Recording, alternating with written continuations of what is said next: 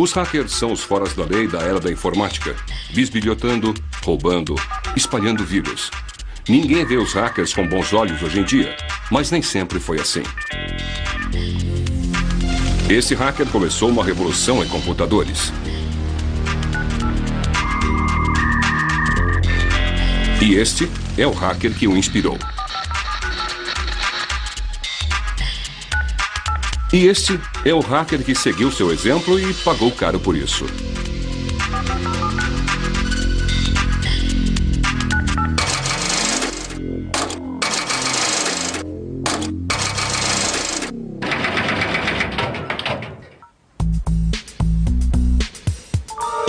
Esses três rebeldes tecnológicos são os pioneiros dos hackers.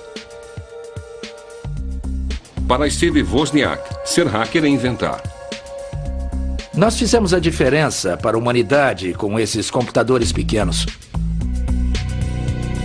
Para John Draper, ser hacker é experimentar.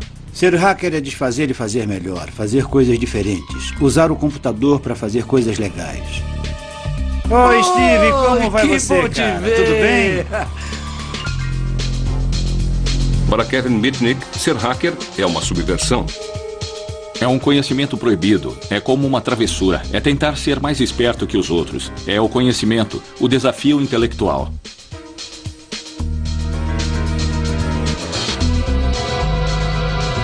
Hacker, na verdade, tem dois significados. Antes era entrar nos computadores ou algo assim.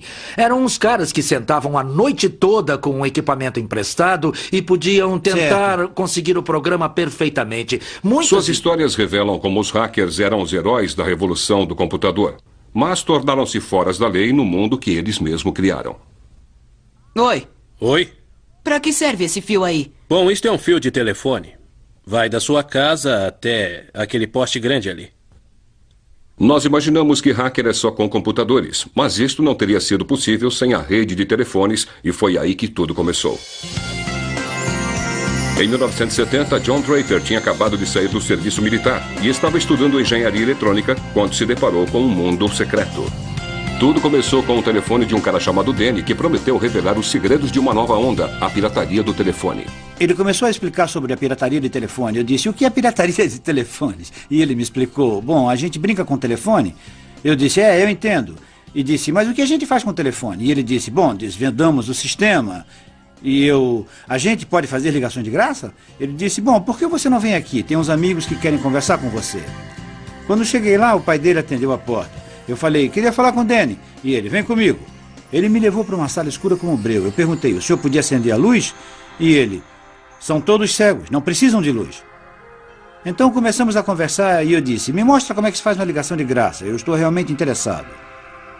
Nós sabíamos, claro, que era ilegal e acho que por isso era muito excitante. Não era apenas roubar da companhia telefônica, era o desafio técnico de poder fazê-lo. Numa época em que os interurbanos eram um luxo, os piratas telefônicos acharam uma forma de fazer isso de graça. As redes telefônicas eram controladas por tons. Entrar seria fácil com equipamento adequado. E isso veio na forma de um brinquedinho que vinha num pacote de cereal matinal.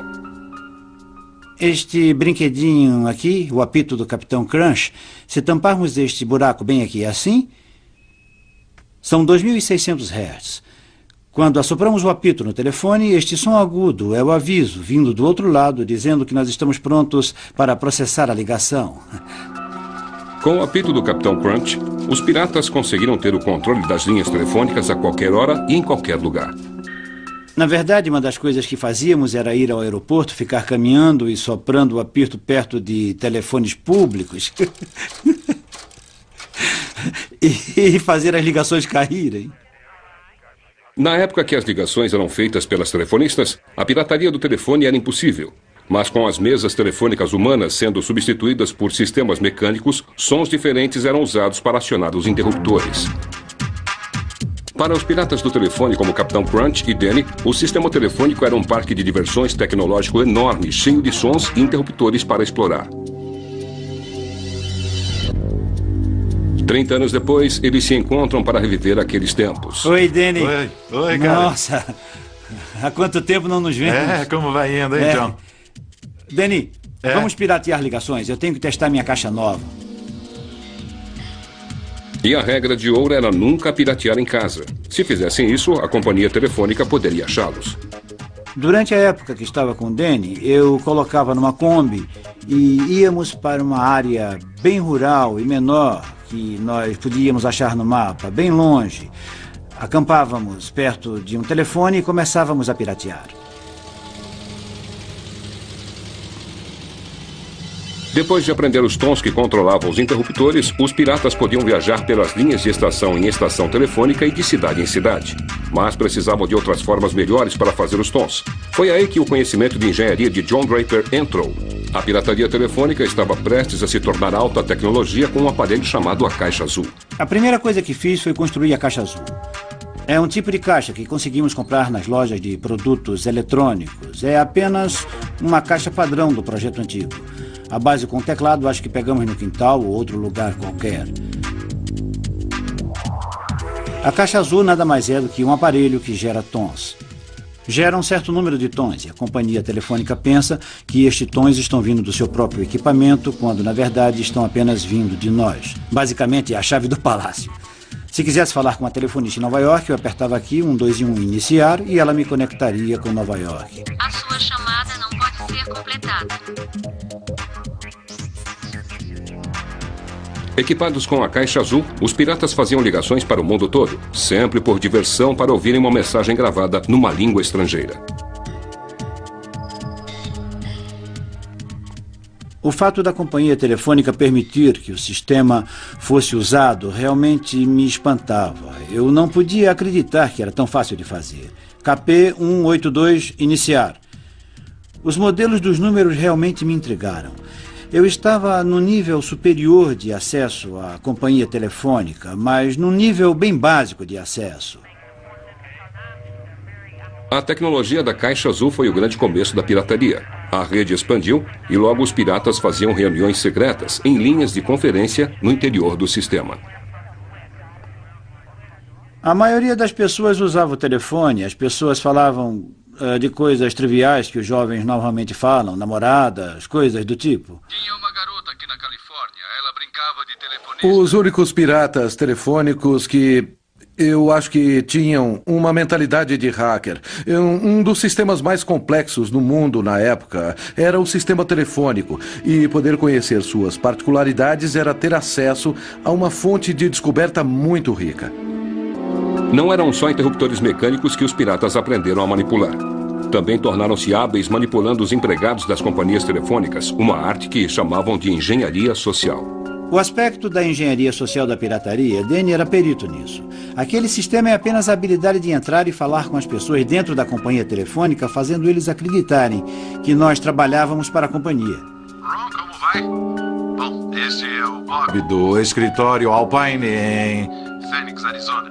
Tem um teste que precisamos fazer. Um teste de transmissão que precisamos para consertar uma das tiras de intercepção aí que se soltou e vamos pôr de volta. Ele podia ligar para a sala de interruptores, qualquer sala. Podia dizer que era o Fresno que estava falando. Encontramos um erro dentro do seu tronco aqui. Poderiam deter o número do tronco, isso, aquilo, etc. Poderiam me dar o código de identificação do tronco para isso. E o cara da companhia ia e dava. Quando as companhias telefônicas finalmente notaram a intromissão, não ficaram nada contentes. Muitos de nós fomos avisados várias vezes por agentes da companhia telefônica, sabe? Pessoas da segurança da companhia telefônica. As conferências dos piratas telefônicos logo se espalharam com histórias sobre investigações com agentes da companhia telefônica, em particular o notório Sr. Duffy. Bom, o Sr. Duffy decidiu fazer uma visita ao Bill. A mãe do Bill não quis impedir o Sr. Duffy de fazer alguma coisa. Um dos poucos agentes especiais costumava conversar comigo às vezes. Ele também conversou com meu pai algumas vezes, na esperança, claro, que eu desistisse. E então, claro, o Duffy visitou o Bill na escola, mas não acho que o Bill disse alguma coisa. Paramos por um tempo, mas então depois quisemos nos divertir de novo e acabamos voltando a fazer novamente.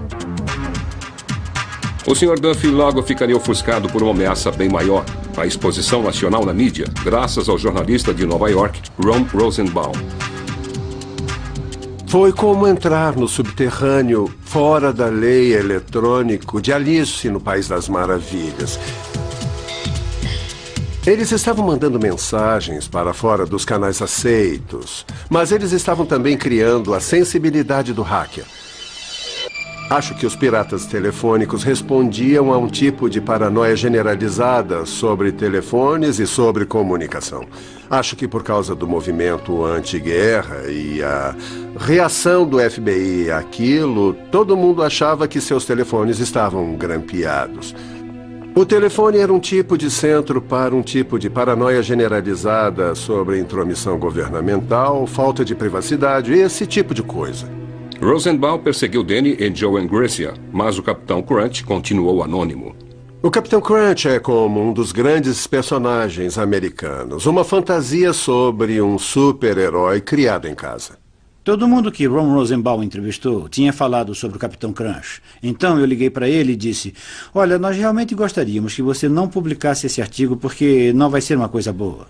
Capitão Crunch estava muito preocupado com isso porque ele continuava a me dizer: o que quer que faça, não quero que essa informação caia nas mãos do subterrâneo radical, porque ele sentiu que poderia paralisar o sistema telefônico nos Estados Unidos e, de alguma forma, fazer com que os Estados Unidos se rendessem à força nuclear da União Soviética. Em outubro de 1971, o artigo de Ron Rosenbaum sobre os piratas do telefone foi publicado na revista Esquire. Eu fui à biblioteca e li o artigo e eu nem pude acreditar, porque era muita exposição. Eu disse: oh meu Deus! E eu sabia que naquele momento a pirataria como eu conhecia estava acabada. Eu li para o Danny no telefone, li tudo, e todos nós fizemos uma conferência por telefone. Uma das últimas conferências por telefone que tivemos. Eu li o artigo para todos, pois eles não conseguiam ler e não podiam acreditar. Eu disse: vocês realmente estragaram tudo. Vocês não deviam ter dado todas estas informações para este cara. Depois do artigo da Esquire, todo mundo aderiu à moda. Oi, pessoal. De quem é o número 2374059? É meu e do povo. É meu. Toda essa publicidade exagerada depois, e principalmente pela ideia de roubo, por outro lado, era um vandalismo juvenil, coisas como: eu estou fazendo a coisa errada, não é legal, mas por outro lado era para obter lucro. No nosso plano acelerado para pegar os piratas do telefone, que deu muito certo muitas vezes, descobrimos que alguns eram homens de negócios. Encontramos detetives particulares, corretores, vendedores de automóveis, até mesmo alguns membros do crime organizado. Uma hostilidade atingiu os pioneiros da pirataria do telefone, tão forte quanto atingiu os parasitas. Pessoas de Los Angeles foram presas, pessoas de Seattle foram presas, pessoas de Nova York foram presas. Eles vieram, fizeram muitas investigações e, é claro, todo mundo que foi preso tinha meu número. E eu fui o pivô por causa do artigo. As autoridades foram bem rígidas. Possuir uma caixa azul podia render uns 2 anos de prisão. O Capitão Crunch foi indiciado federalmente por fraude e ficou detido durante 4 meses na prisão. A pirataria do telefone estava morta, mas não enterrada.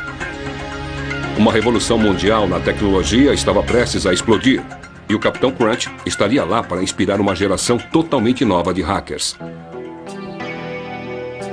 A arte dos hackers tinha começado com uma exploração divertida da rede telefônica, mas isso estava prestes a mudar com a invenção do computador pessoal, uma revolução na tecnologia inspirada pelos próprios hackers.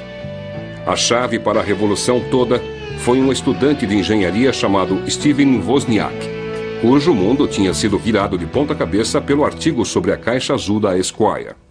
Foi o artigo mais incrível que eu já li. Era sobre engenheiros e técnicos como eu mesmo, enganando as companhias telefônicas e criando redes que ninguém imaginou que existissem. Wozniak ficou tão entusiasmado pelo artigo que ele decidiu construir sua própria caixa azul. Primeiro eu juntei alguns chips que eu mesmo criei numa prancha vazia e soldei os fios nela. Então, quando consegui fazer a caixa azul, alguns tons estavam certos e alguns errados. Então nós começamos a procurar pelo Capitão Crunch. Depois de toda aquela exposição na revista Esquire, John Draper estava tentando ficar no anonimato. Ele tinha parado com suas aparições ocasionais numa rádio pirata local. Todos disseram que John Draper era o Capitão Crunch. Então nós colocamos uma ligação no rádio e pedimos que ele nos ligasse. E disseram: ele sumiu de vista depois do artigo na Inquiry. Sabíamos que tínhamos a pessoa certa. Logo depois o telefone tocou. Eu disse, oh meu Deus, é uma péssima notícia. Ele disse que apareceu em Berkeley para nos encontrar no dormitório. E eu me senti como se estivesse recebendo o presidente na minha casa. Eu entrei neste lugar sem realmente saber o que estava acontecendo. O Oz queria saber como usar a caixa azul, ele tinha feito uma. Esse cara devia ser, na minha mente, tão suave como as garotas. E quando apareceu na porta, ele não se encaixava na imagem que eu tinha em mente. Mas ele disse, eu sou ele, o Capitão Crunch.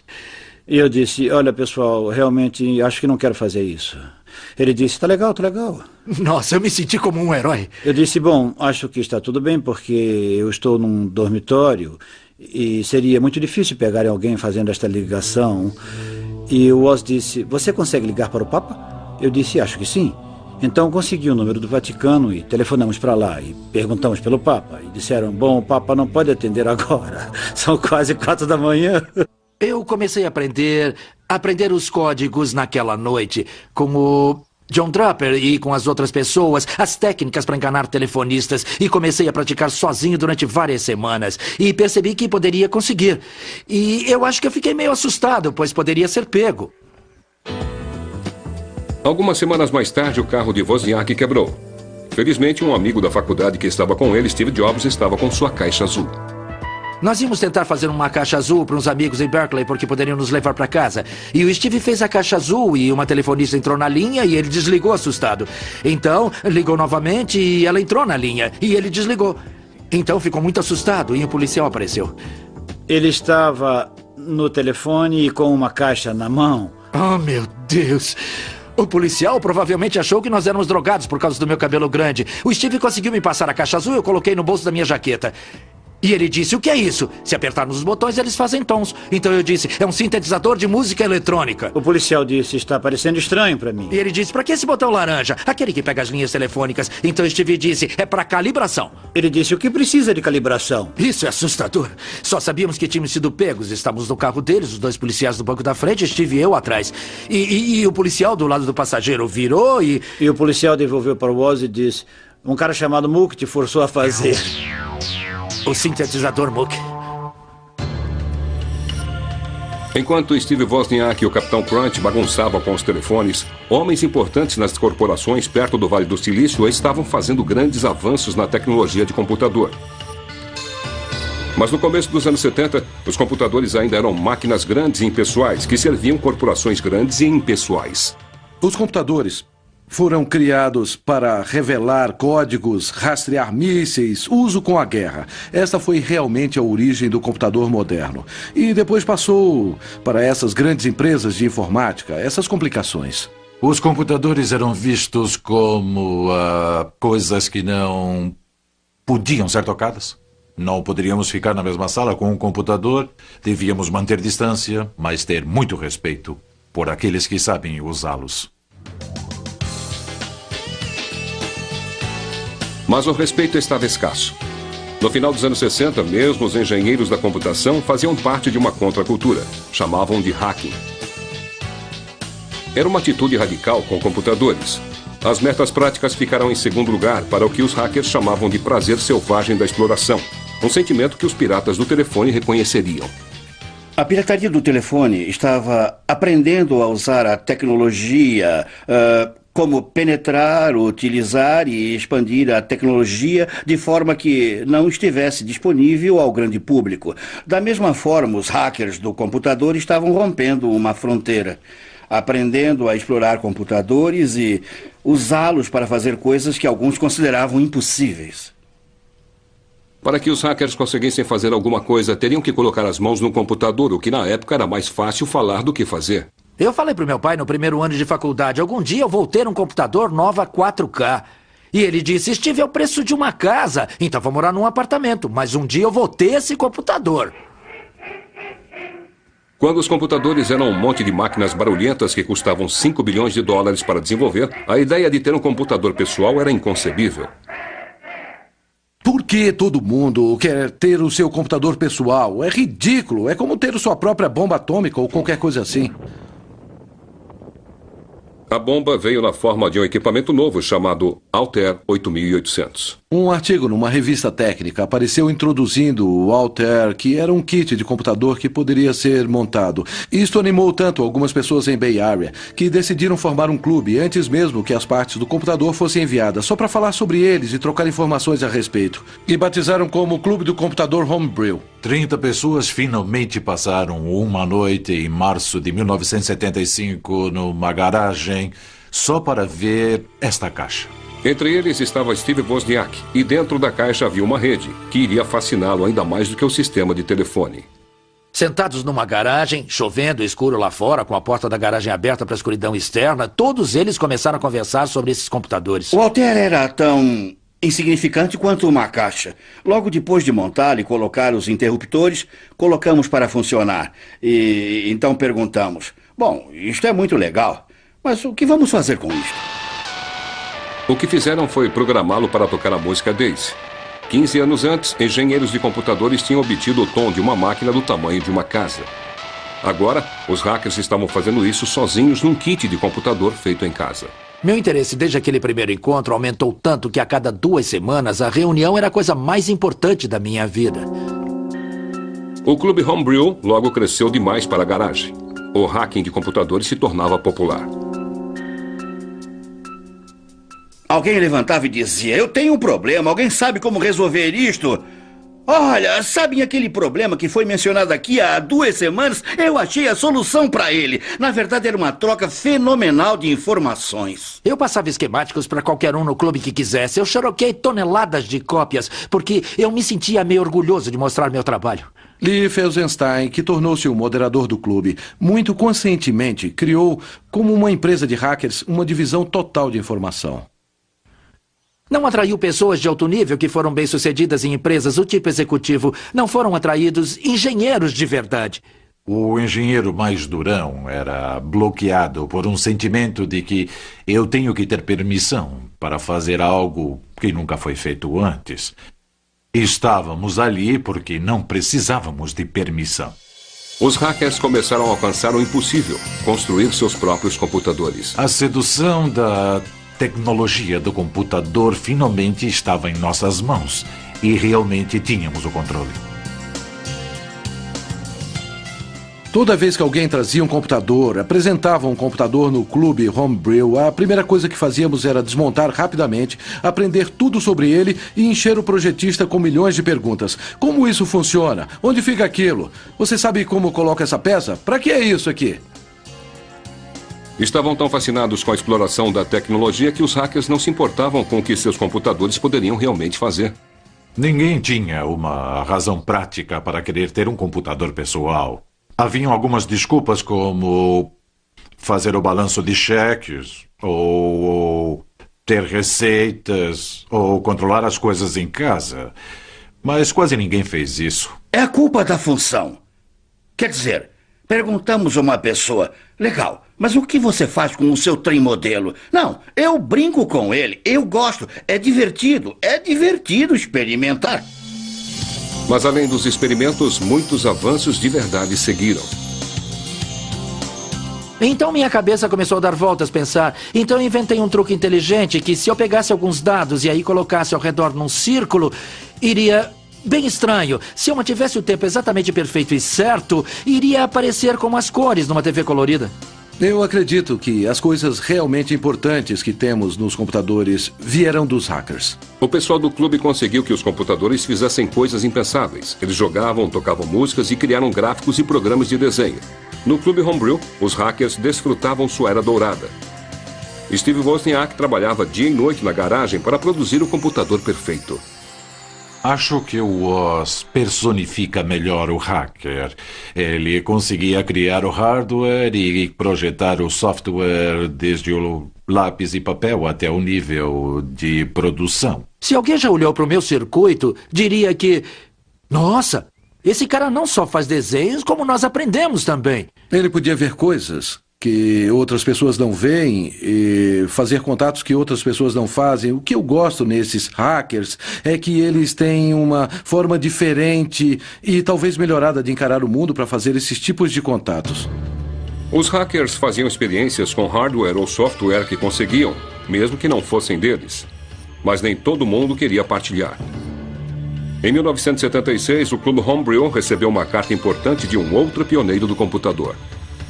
Como a maioria dos hackers deve saber, a maioria rouba software.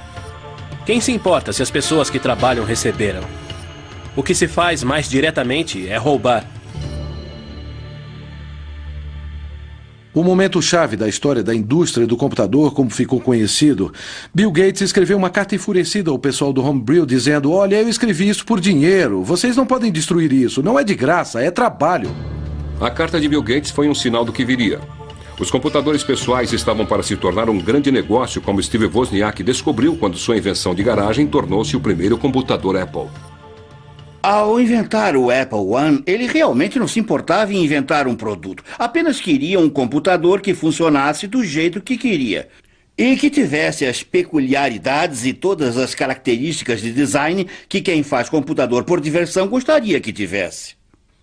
Steve Jobs, seu amigo de escola que não fazia hardware ou software, disse: olha, a gente pode vender esses negócios. E aí o Woz disse: é legal, cara. A nova empresa de Wozniak e Jobs rapidamente seguiu o Apple I com o Apple II. O passatempo com o computador de Woz foi transformado no produto mais consumido naquele momento. O Apple II introduziu a ideia de colocar o computador numa caixa plástica como um aparelho de som ou um rádio que comprássemos. Era só levar, ligar e começar a funcionar. Montar o primeiro Apple à mão no quarto de Woz parecia ser uma coisa muito remota. Mas o balanço patrimonial na Apple logo mostrou uma história diferente. Eu recebi uma ligação do Steve. E ele disse: adivinha o que houve? Recebi um pedido de $50 mil. Quando se está juntando só migalhas de dólares e aí aparece um pedido de $50 mil, isso é um tremendo choque que a gente leva. O quê? Por volta de 1982, as vendas da Apple tinham alcançado mais de $500 bilhão por ano, mas ser hacker não era compatível com os negócios. Os dias do Clube Homebrew estavam contados. Ainda fui a algumas reuniões do Homebrew, mas já não era a coisa mais importante na minha vida. O que tinha se tornado mais e mais importante era a Apple Computer, a empresa.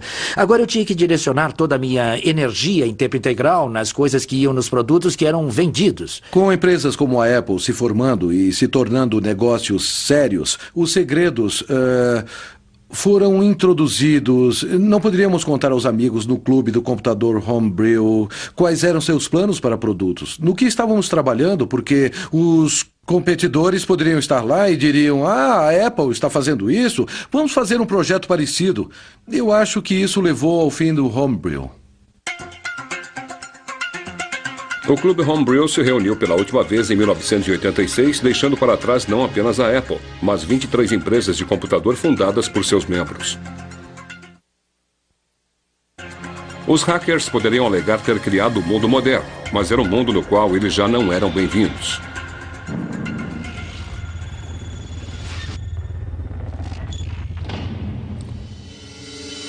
Em 15 de fevereiro de 1995, uma caçada de 2 anos acabou quando agentes do FBI armados procuravam por um criminoso num apartamento na Carolina do Norte. Ser hacker estava para tornar-se uma profissão fora da lei. FBI, abra a porta. Temos um mandado de prisão. É mais ou menos 1h30 da manhã. Alguém bate à minha porta. Eu nem olhei no relógio, pois se tivesse olhado não teria nem atendido. Quem é? E eles disseram: FBI. O FBI estava à procura de Kevin Mitnick, um hacker de 32 anos cuja invasão em computadores alheios tinha feito dele o inimigo público número 1. Mitnick estava no lugar errado, na hora errada, por uma série de razões. A internet estava começando a decolar. Tinham outros naquela época e acho que Mitnick foi para a mídia e para algumas pessoas do governo um bode expiatório. Foi um verdadeiro testa de ferro. 20 anos antes da prisão de Mitnick, os hackers tinham começado a revolução do computador. Os membros do Clube Homebrew tinham tirado o controle dos computadores das corporações e colocado nas mãos de pessoas comuns. Kevin Mitnick era um filho daquela revolução. Quando eu estava na escola, tudo era festa, fumar baseado, beber e coisas do tipo. Eu não gostava disso e não era muito socializado por alguma razão. Então eu procurava passatempos que eram basicamente solitários. Para a geração de Mitnick, havia um playground eletrônico totalmente novo para explorar. As corporações e as agências do governo estavam começando a conectar seus computadores. O sistema de telefones oferecia um caminho nestas redes sedutoras. Era como se a rede fosse o universo, jornada nas estrelas, indo onde nenhum homem já tinha ido. A rede de computador, a rede telefônica, indo onde nenhum hacker já tinha estado antes. Ele não tinha seu próprio computador e começou a usar os das lojas Radio Shack. E, na verdade, estava usando os modems nos computadores da Radio Shack para entrar em outros computadores, em outros lugares. A nova geração de hackers se inspirou nos foras da lei eletrônicos do passado, como o pirata do telefone Capitão Crunch. Ele era como alguém que eu ainda me espelhava por causa de sua inteligência e por sua habilidade e conhecimento sobre o sistema telefônico. Como os piratas do telefone, Mitnick utilizou várias habilidades para alcançar seu objetivo. Tão importante como o know-how técnico era a engenharia social, a habilidade de enganar e conseguir informações úteis de empregados insuspeitos. Mas Mitnick levou as coisas um pouco além. Quando tinha 17 anos, ele e seus amigos conseguiram entrar na sede da companhia telefônica e roubar manuais técnicos importantes. Era como se estivéssemos numa loja de doces. Líamos todos os manuais para descobrir como o sistema todo funcionava. O crime rendeu a ele uma pena juvenil. A companhia telefônica ficou irritada que alguém teve a audácia e a coragem de fazer isso, mas não se importou com os procedimentos de segurança, e a sua segurança era ineficiente. A prisão de Mitnick fez escola para o futuro. Kevin continuou se metendo em apuros. Ele tinha uma habilidade incrível de ser preso. Mitnick não era o único que se metia em apuros. Oficiais da NASA em Huntsville, em junho passado, chegaram à conclusão de que pessoas desautorizadas tinham penetrado recentemente no computador do Centro Espacial Marshall várias vezes. Eram espertos o bastante para apagar os arquivos dos códigos de acesso. Os hackers, como se designavam, não eram somente espertos, mas arrogantes. Eles deixavam mensagens no computador do tipo: vocês não conseguem me pegar. É quase uma coisa biológica. Eu acho que as pessoas têm talento ou não para ser hackers, e podemos notar isso nos jovens. Alguns veem o computador e dizem: meu Deus, é assim que finalmente posso me expressar como eu quero. Os grampos de telefone levaram o FBI até as casas de 4 adolescentes, todos da mesma escola. Foi onde Michael Strickland diz ter conseguido o número do computador da NASA. E foi colocado numa lista um número de modem comum de Huntsville, que obviamente estava errado, mas mesmo assim eu decidi tentar ligar. O termo hacker começou a ser afetado por pessoas que não foram inspiradas pelo espírito de invasão do hacker. Haviam as invasões feitas por adolescentes que conseguiam obter senhas e de acesso, usar fraquezas de sistemas para entrar em outros computadores. Foi preciso um filme de Hollywood para transformar a irritação em pânico. De repente apareceu este filme que foi o número 1 nas bilheterias, Jogos de Guerra, que realmente glorifica a habilidade de usar computadores, de invadir sistemas muito poderosos e quase começar uma terceira guerra mundial. O significado do termo hacker ficou popular do dia para a noite.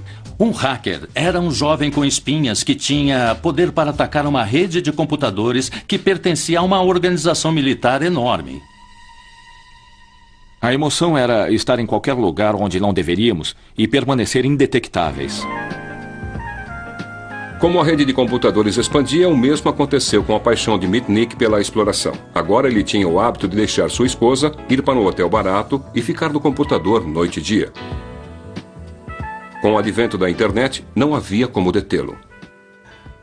Até hoje, a internet não é muito segura, porque foi realmente criada para obter informações de todos os lugares sem empecilho. Foi construída em princípios abertos e não se pode ter os protocolos IP que rodam na internet, então qualquer um pode usá-los.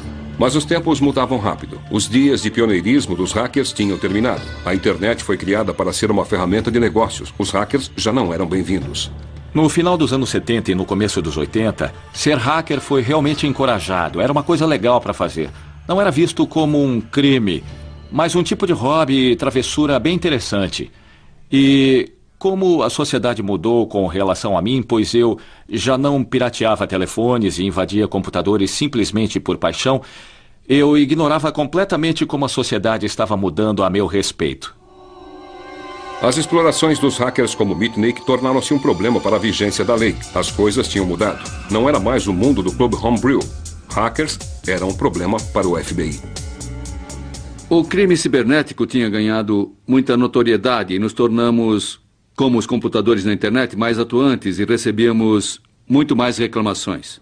Mas isso era um novo tipo de crime. Não tinha janelas quebradas, carros roubados ou impressões digitais. Nós tínhamos que acompanhar o ritmo não somente da tecnologia, mas das novas técnicas de invasão.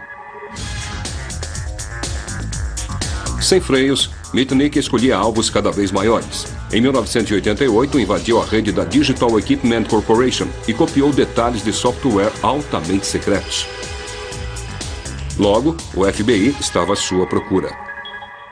Nós começamos uma investigação sobre roubo de software, de sistema operacional de desenvolvimento, e ele foi preso em 1988, declarado culpado em 89 e condenado a um tempo de prisão federal. A DEC afirmava que o hacker do lado sinistro tinha causado um prejuízo de 4 milhões. No tribunal, Mitnick percebeu como o mundo tinha medo dos hackers. O promotor federal entrou no tribunal e disse ao juiz federal que, se o Sr. Mitnick chegar perto de telefone na prisão, os outros presos vão poder fazer interurbanos a cobrar. Ele vai começar uma nova guerra nuclear. E eu estava lá sentado no tribunal, dependendo do juiz. Não é estúpido? O juiz realmente acreditou muito na publicidade do caso e o colocou em confinamento numa solitária. Então eles me jogaram numa solitária durante 8 meses, baseado no medo que eu pudesse começar uma guerra nuclear de um telefone público. Ele tinha, no máximo, 1 hora fora da cela durante as 24 horas do dia, mas algemado.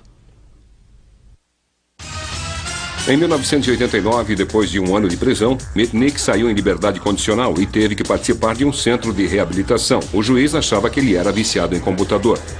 Finalmente, ele teve a permissão de ir para o apartamento do pai, mas já era um homem marcado. A companhia telefônica monitorava todas as ligações das 3 linhas do nosso apartamento. Eu queria descobrir quem estava por trás de tudo e o porquê. Então, descobri que eram os investigadores na Pacific Bell que tinham colocado este equipamento. Então, comecei a obter informações. E como se coleta informações? Interceptando comunicações. Então, consegui as senhas de voz do sistema de voz deles, como a gente tem um para as nossas casas. Eu ouvia as mensagens e tentava obter qualquer informação que tivessem se estivessem falando de mim. Bom, o governo caracterizava isso como violar um computador. Então eles enviaram um mandado por violar minha liberdade vigiada e isso me deixou muito aborrecido. Então eu disse, me peguem se puderem. Quando o FBI foi prender Mitnick em dezembro de 1992, ele já tinha fugido. Ele estava fugindo porque não confiava no governo e não confiava no FBI e acreditava que se falasse com eles o prenderiam novamente e teria que voltar à solitária. E ele faria qualquer coisa para não voltar para aquela cela novamente. Foi uma grande aventura. Fui para uma cidade, para um hotel, achei um lugar para morar, arranjei um emprego numa firma de advocacia e comecei a minha vida do zero. Mas, claro, eu tinha que construir um passado.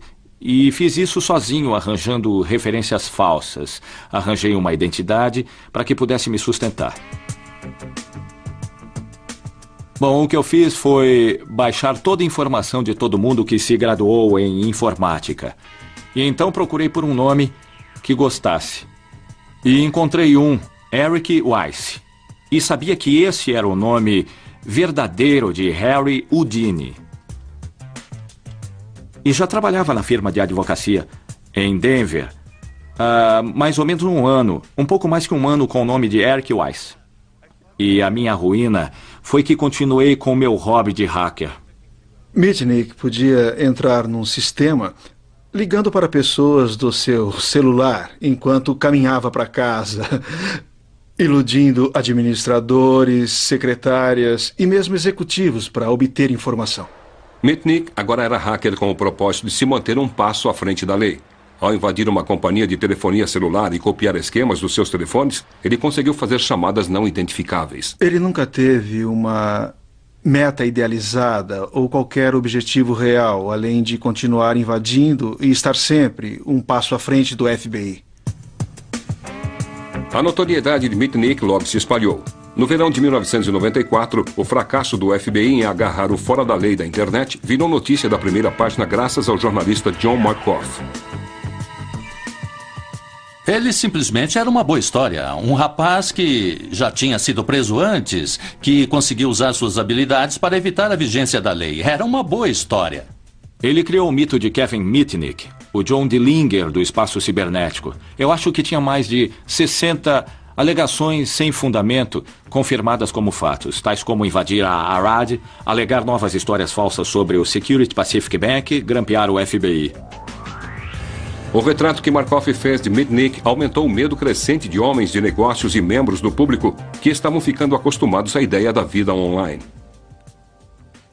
Isso foi na época em que a internet estava sendo comentada, a rede mundial estava aparecendo e as pessoas estavam dizendo: nós podemos usar isso na nossa vida e nos negócios.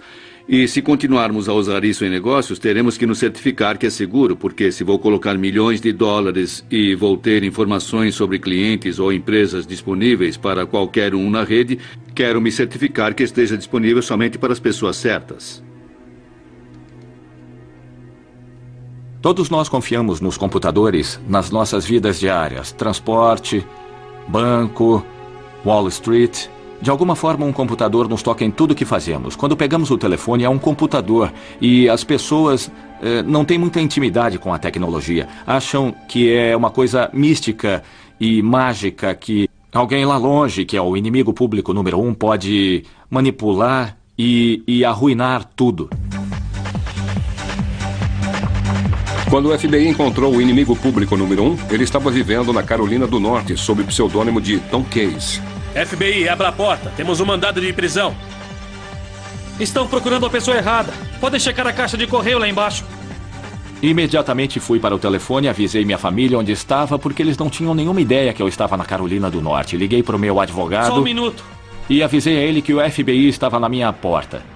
Acabei abrindo a porta e me perguntaram: quem é você? E assim que eles entraram, disseram: você é Kevin Mitnick? Eu disse: não, sou Tom Case. E por que estão na minha casa? Não checaram as caixas de correio antes de entrar sem pedir licença? Eu banquei o ingênuo e o irritado. Vocês têm um mandado? E se você for um Kevin, nós temos. E eu não sou esse tal de Mitnick. Onde está o mandado? Aí eles disseram: temos que levá-lo para a sede do FBI, tirar suas digitais e ver se você é ele ou não. Aí eu disse: sem problema, tudo bem. Pode me dar seu cartão e me diga que horas querem que eu esteja lá de manhã e estarei lá. E eles: não, queremos que você vá agora. Não queremos que apareça lá mais tarde. E disseram: prendam ele, algemem ele. E fui preso. Mitnick estava de volta atrás das grades, desta vez com 25 acusações de fraude de computador e telefone. O caso era tão complexo que Mitnick passaria 4 anos e meio numa cela antes do julgamento. Ele foi levado para uma prisão municipal, ele foi espancado. Muitas coisas foram feitas para que percebesse que o governo estava jogando pesado. O governo deixou claro que podiam indiciá-lo em jurisdições diferentes, que poderia ter que enfrentar vários julgamentos.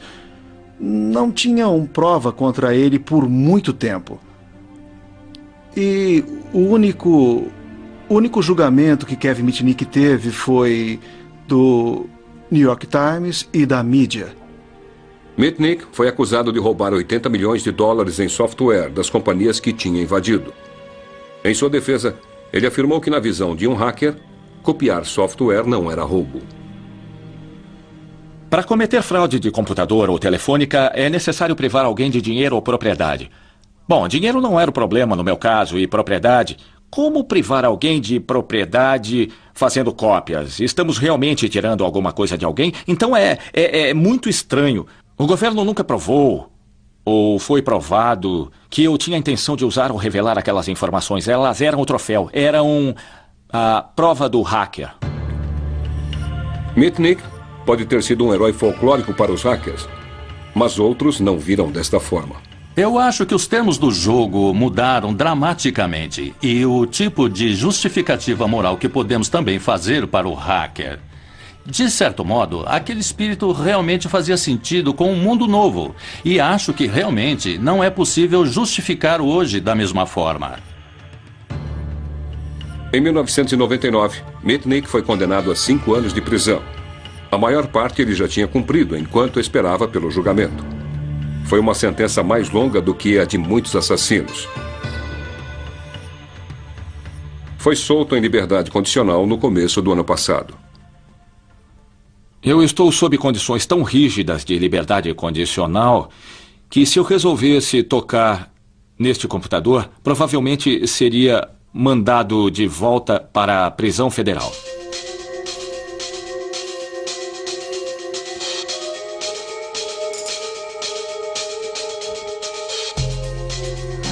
Kevin Mitnick pode ter sido banido dos computadores, mas ele pode se juntar com seus hackers heróis, Capitão Crunch e Steve Wozniak. É mais sensacionalista fazer com que os hackers sejam vistos com medo e como uma ameaça às nossas vidas, nossa segurança, dinheiro e tudo mais. As pessoas não entendem as mentes curiosas. Sempre haverá um grupo de jovens brilhantes que são um pouco técnicos e começam a enxergar além de querer saber o que é isso, o que é aquilo. Esses pioneiros acham difícil aceitar a ideia de que os hackers sejam fora da lei. Mas o mundo mudou e tudo que sobrou são boas lembranças e relíquias dos velhos tempos. 30, 40 anos atrás, mais ou menos isso. Isso não traz antigas lembranças? Sim, traz, sim. Eu não trocaria nada nesse mundo pelo sucesso da Apple, exceto aquele ano que eu não desisti, aquele ano em Berkeley. Antes disso, houve o apito de um certo Capitão Crunch.